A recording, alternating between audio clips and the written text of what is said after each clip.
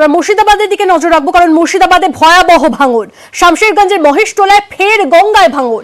আজ সকালে একটি বাড়ি ও দুটি দোকান নদীতে তলিয়ে যায়। দেখুন সেই ছবি।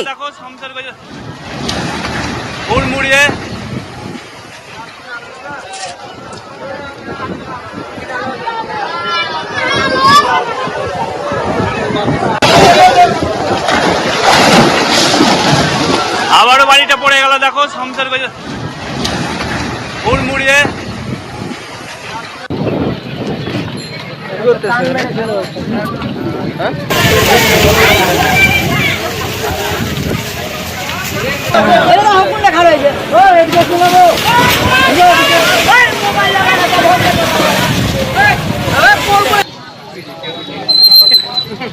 তিনটা দোতলা বাড়ি ছিল, ভেঙে পড়া হলো। একটা মহেশটোলা আজকে সকাল 9:30 পড়লো।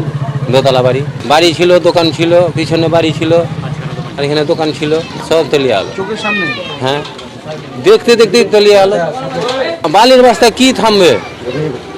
বালির বস্তা পড়া মাত্র তো সুতে কেটে চলে গেছে।